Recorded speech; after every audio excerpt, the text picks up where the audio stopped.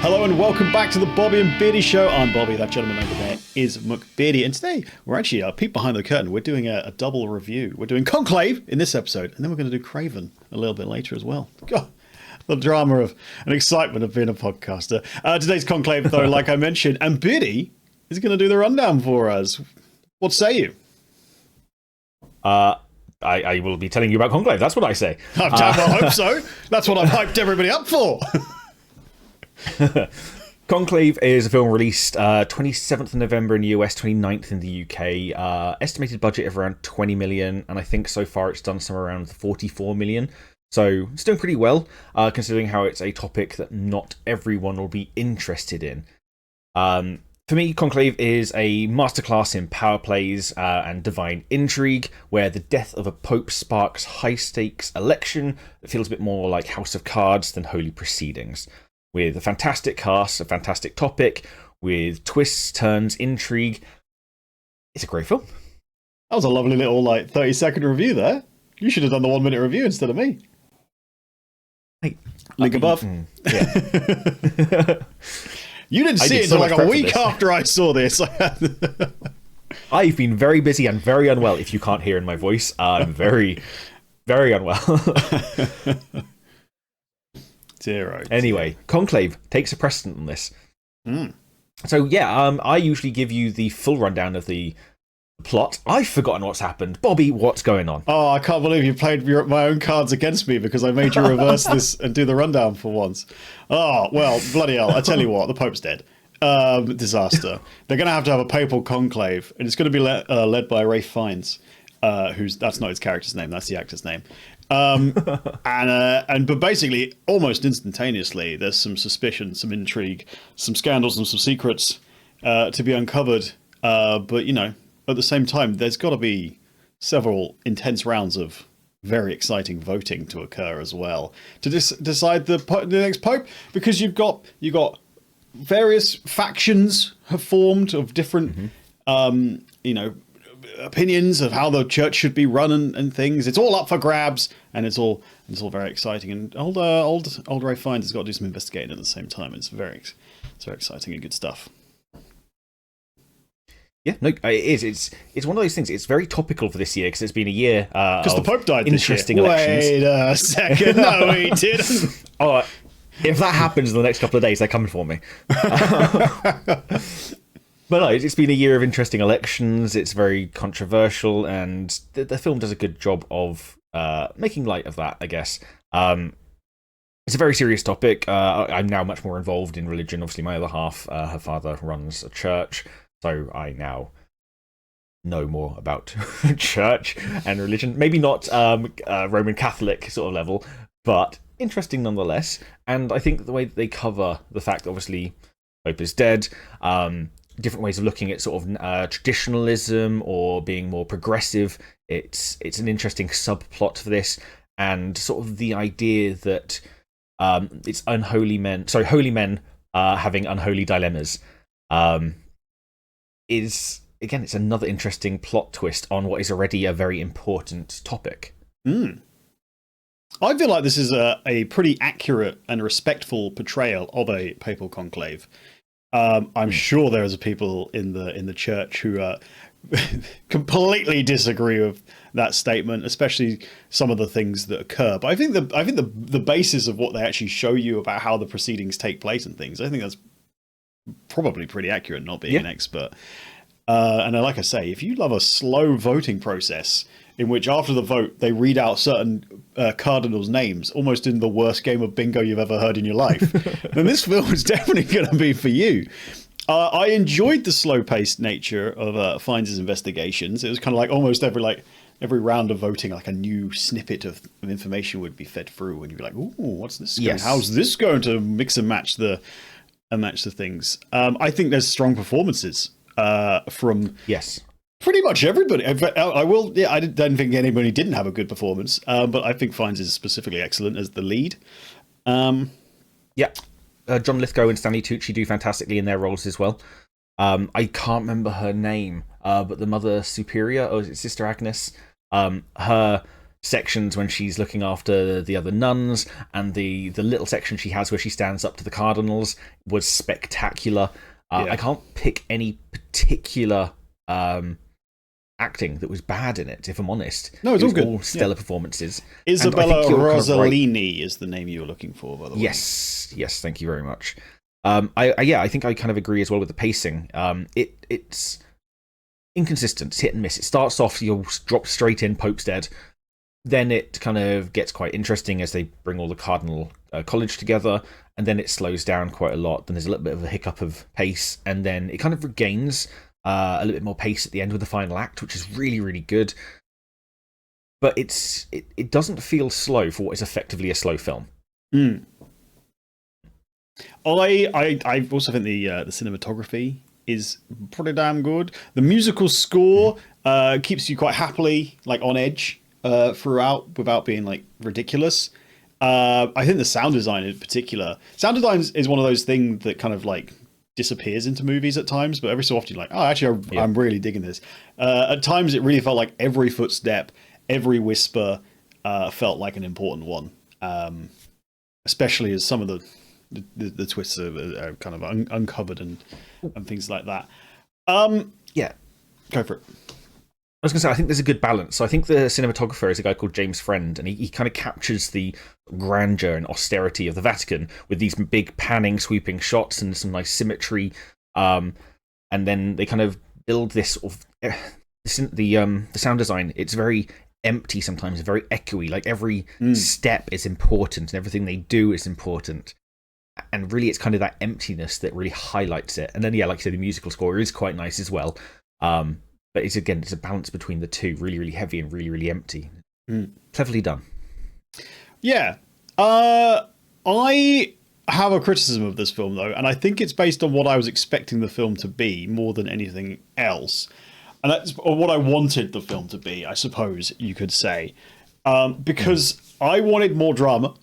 I wanted more twists. I wanted it all upped a lot. It's quite earthy, like and down, like realistic, and like just like men's secrets being revealed, and people like a bit of blackmail and some bribery and things like that. It's all like relatively normal stuff in all politics and things like that. In your world, maybe. Yeah, in my world, of course. I'm always exactly. All blackmail.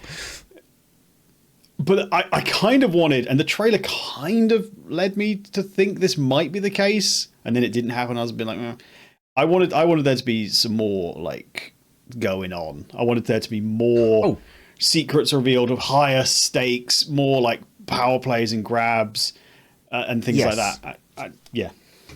So to me, I think before seeing the film, I expected a bit more. So have you seen Angels and Demons? Yes. My next note is I wanted this to be more like Angels and Demons, but taken slightly more seriously. That's exactly what it looked like. Especially, again, this isn't much of a spoiler, but in one of the trailers, there's they show the explosion that happens. There's sort of a car bomb outside. No one particularly gets hurt or anything. But you expect that to be much more involved. And don't get me wrong, I think they play it off well, as in the fact that this is all happening outside and the conclave can't be hindered by this. No one can know about this. But I expected a lot more running through the Vatican tunnels, chasing I don't know, assassin or something. Some danger, some like threats of like I'm taking control and stuff. But no, it's all quite the mysteries and it's all quite grounded and things. So that's kind of what I wanted, and that's my real criticism of it. It's not quite what I expected it to be. But is that the movie's problem, or is that more of my problem?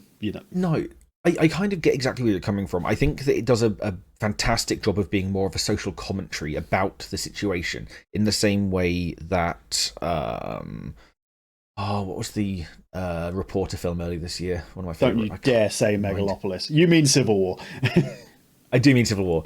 So obviously that had a bit more action because the topic in itself has more action, but it's more of a retelling, a faithful retelling of what that life can be like. And I think this does the same. And the topic is strong enough to grant it to be a movie on its own. But I think a lot of people, especially those that are more used to your Marvel blockbusters, will expect more from it. Whereas, like I say, I think the topics themselves around religion, corruption, are good enough. And again, I kind of mentioned at the first section around House of Cards and that sort of idea on how it's played, but things have changed a lot since that came out, and people's attention spans are very different. Yeah.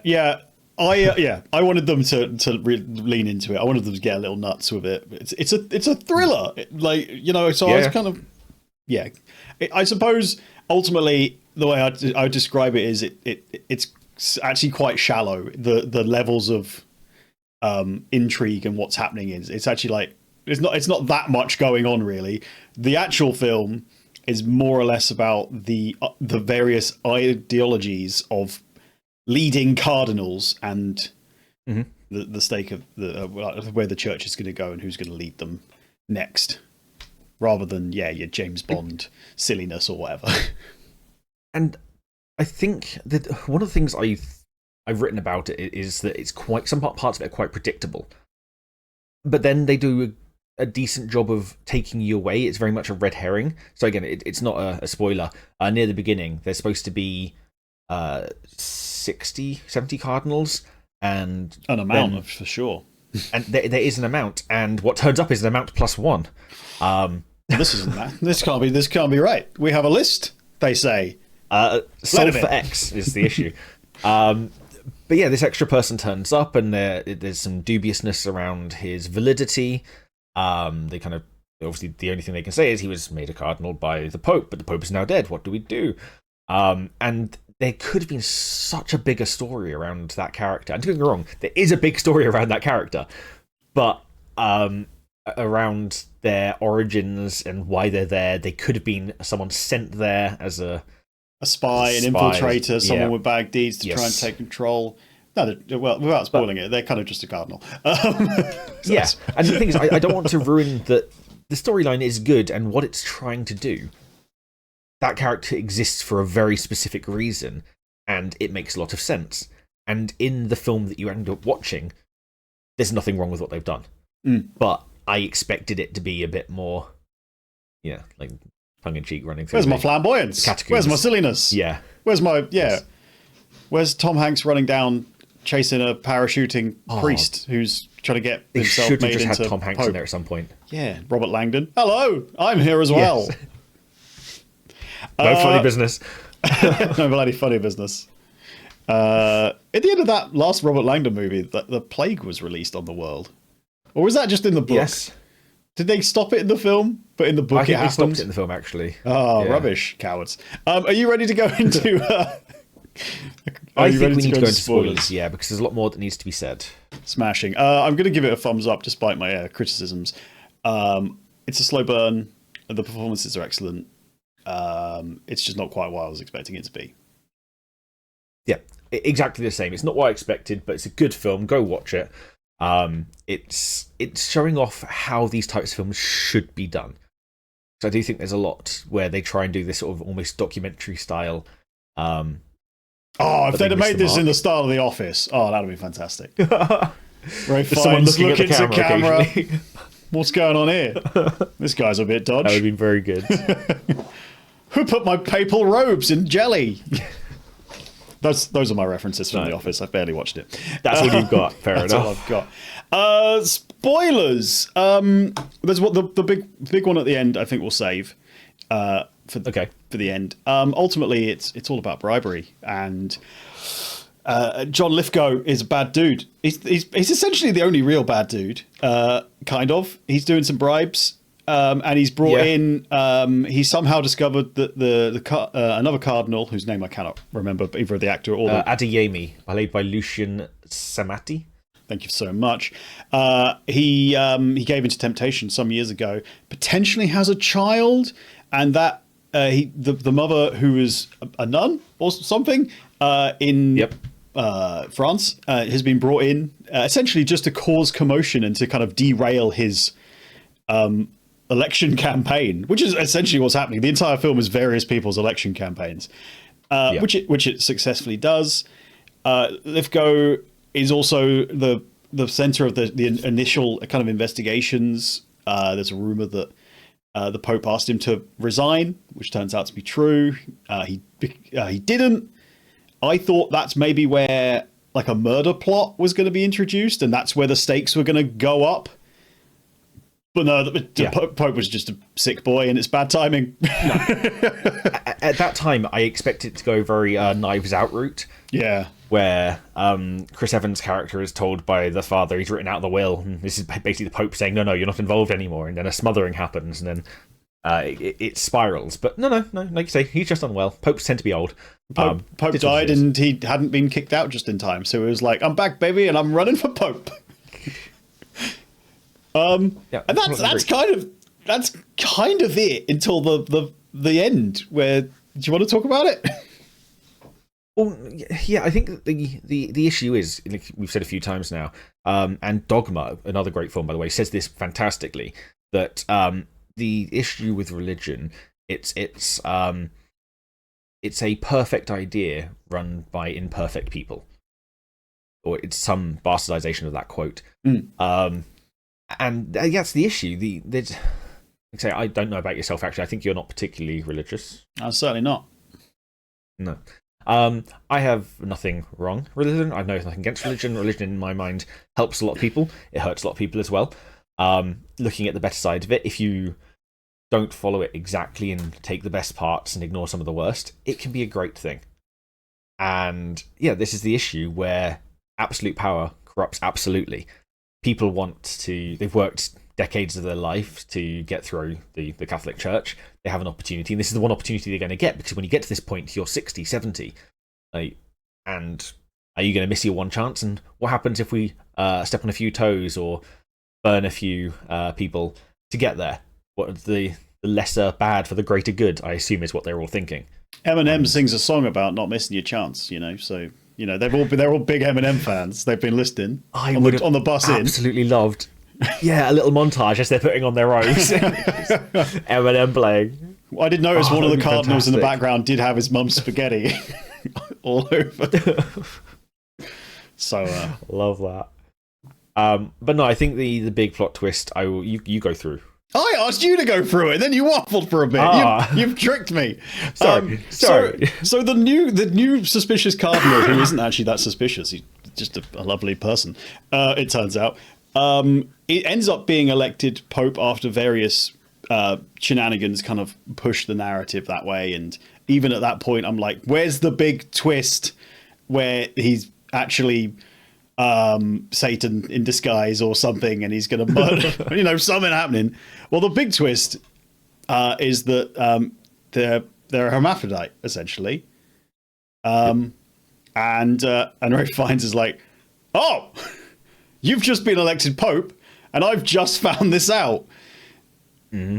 I don't know what to do. But then he gets told the old pope was cool with it, and he's like, well, I guess I'm cool with it too. End. Well, again, I think they play it off quite well, and again, I'm going to bastardize this quote as well, but something along the lines, they were talking about having a laparoscopic hysterectomy, remember that exactly, to kind of remove the uterus, and they kind of turned it down last minute, and they said that it would have felt more of an abomination going against how God had made them.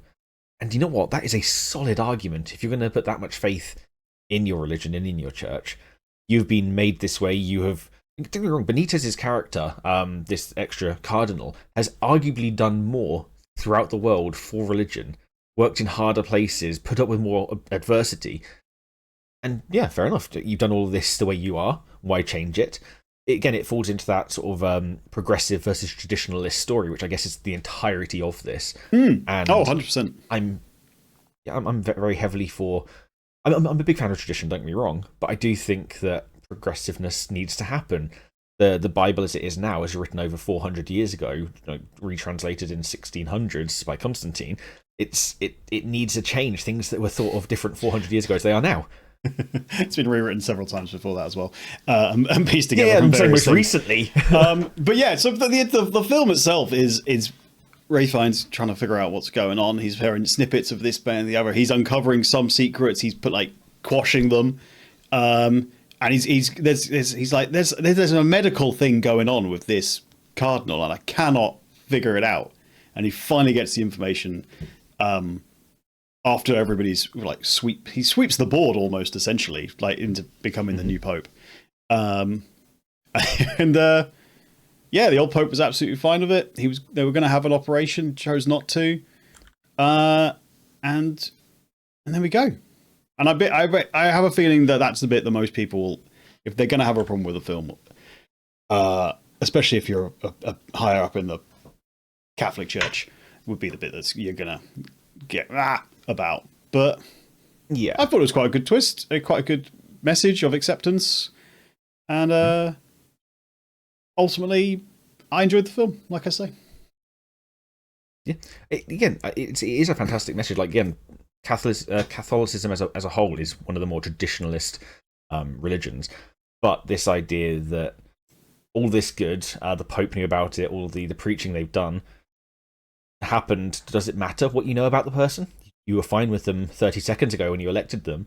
Or does this actually change enough about them? And again, that is a good message to have, especially in the world as the state it is right now. A little bit more understanding and accepting can't go wrong, really. Agreed. It suddenly got very, yeah. God. Hopefully people agree with us. So woke. Get off your high horse, mate. Jeez. All right. Anything else to add? No, I think a fantastic performance, fantastic cinematography, fantastic audio.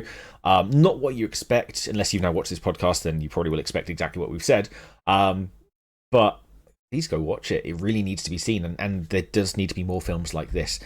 There is a plethora of the over-the-top action and easy-to-watch, attention-grabbing. This is more intellectual and visceral. Watch it. There's not enough abs in it, though, are there? You know, Craven's got that over this. Well, that's why we see the next film. All right, thank you so much for watching and listening, everybody. Like and subscribe if you want to. We're on Spotify. We're doing 1-minute reviews as well. Check us all out. Check us out there, and there. And we will see you in the next review, which might be Craven, or Craven may have come out first. I don't know how I'm editing it. We'll see you next time. Thanks very much. Bye-bye. Bye-bye.